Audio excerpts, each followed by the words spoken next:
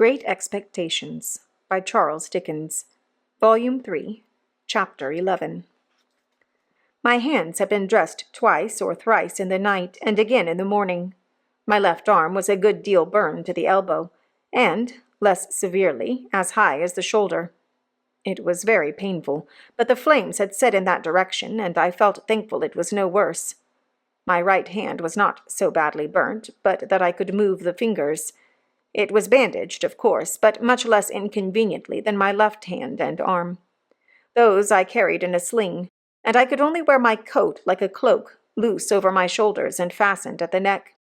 My hair had been caught by the fire, but not my head or face. When Herbert had been down to Hammersmith and seen his father, he came back to me at our chambers and devoted the day to attending on me. He was the kindest of nurses, and at stated times took off the bandages and steeped them in the cooling liquid that was kept ready, and put them on again with a patient tenderness that I was deeply grateful for. At first, as I lay quiet on the sofa, I found it painfully difficult, I might say impossible, to get rid of the impression of the glare of the flames, their hurry and noise, and the fierce burning smell. If I dozed for a minute, I was awakened by Miss Havisham's cries, and by her running at me with all that height of fire above her head. This pain of the mind was much harder to strive against than any bodily pain I suffered, and Herbert, seeing that, did his utmost to hold my attention engaged. Neither of us spoke of the boat, but we both thought of it. That was made apparent by our avoidance of the subject, and by our agreeing, without agreement, to make my recovery of the use of my hands a question of so many hours, not of so many weeks. My first question when I saw Herbert had been, of course, whether all was well down the river. As he replied in the affirmative, with perfect confidence and cheerfulness, we did not resume the subject until the day was wearing away. But then, as Herbert changed the bandages, more by the light of the fire than by the outer light, he went back to it spontaneously. "I sat with Provis last night, Handel, 2 good hours." "Where is Clara?" "Dear little thing," said Herbert. "She was up and down with Gruffengrim all the evening. He was perpetually pegging at the floor, the moment she left his sight. I doubt if he can hold out long, though. What with rum and pepper and rum, I should think his pegging must be nearly over." "And then you will be married, Herbert?" "How can I take care of the dear child otherwise? Lay your arm out upon the back of the sofa, my dear boy, and I'll sit down here and get the bandage off so gradually that you shall not know when it comes. I was speaking of Provis. Do you know, Handel, he improves?" "I said to you I thought he was softened when last I saw him." "So you did, and so he is. He was very communicative last night and told me more of his life. You remember his breaking off here about some woman that he had had great trouble with. Did I hurt you?" I had started, but not under his touch. His words had given me a start. "I had forgotten that, Herbert, but I remember it now you speak of it." "Well, he went into that part of his life, and a dark, wild part it is. Shall I tell you, or would it worry you just now?" "Tell me, by all means, every word." Herbert bent forward to look at me more nearly, as if my reply had been rather more hurried or more eager than he could quite account for. "Your head is cool," he said, touching it. "Quite," said I. "Tell me what Provis said, my dear Herbert." "It seems," said Herbert, "there's a bandage off most charmingly, and now comes the cool one. Makes you shrink at first, my poor dear fellow, don't it? But it will be comfortable presently. It seems that the woman was a young woman, and a jealous woman, and a revengeful woman. Revengeful, Handel, to the last degree." "To what last degree?" "Murder. Does it strike too cold on that sensitive place?" "I don't feel it. How did she murder? Whom did she murder?" "Why, the deed may not have merited quite so terrible a name," said Herbert. "But she was tried for it, and Mr. Jaggers defended her, and the reputation of that defense first made his name known to Provis. It was another and a stronger woman who was the victim, and there had been a struggle. In a barn. Who began it, or how fair it was, or how unfair, may be doubtful. but how it ended is certainly not doubtful, for the victim was found throttled." "Was the woman brought in guilty?" "No, she was acquitted."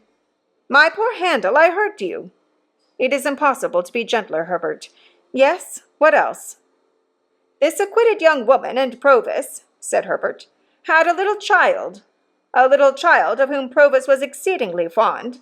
On the evening of the very night when the object of her jealousy was strangled, as I tell you, the young woman presented herself before Provis for one moment, and swore that she would destroy the child, which was in her possession, and he should never see it again. Then she vanished. There's the worst arm comfortably in the sling once more, and now there remains but the right hand, which is a far easier job. I can do it better by this light than by a stronger, for my hand is steadiest when I don't see the poor blistered patches too distinctly. You don't think your breathing is affected, my dear boy? You seem to breathe quickly." "Perhaps I do, Herbert. Did the woman keep her oath?" "There comes the darkest part of Provis's life. She did." "That is, he says she did." "Why, of course, my dear boy," returned Herbert in a tone of surprise, and again bending forward to get a nearer look at me. "He says it all. I have no other information." "No, to be sure." "Now, whether," pursued Herbert, "he had used the child's mother ill, or whether he had used the child's mother well, Provis doesn't say. But she had shared some 4 or 5 years of the wretched life he described to us at this fireside, and he seems to have felt pity for her, and forbearance towards her. Therefore, fearing he should be called upon to depose about this destroyed child, and so be the cause of her death, he hid himself, much as he grieved for the child, kept himself dark, as he says, out of the way and out of the trial, and was only vaguely talked of as a certain man called Abel, out of whom the jealousy arose. After the acquittal she disappeared, and thus he lost the child and the child's mother." "I want to ask—" "A moment, my dear boy," said Herbert, "and I have done. That evil genius, Compeyson, the worst of scoundrels among many scoundrels, knowing of his keeping out of the way at that time, and of his reasons for doing so, of course afterwards held the knowledge over his head as a means of keeping him poorer, and working him harder. It was clear last night that this barbed the point of Provis's animosity." "I want to know," said I, "and particularly, Herbert, whether he told you when this happened?" "Particularly? Let me remember, then, what he said as to that.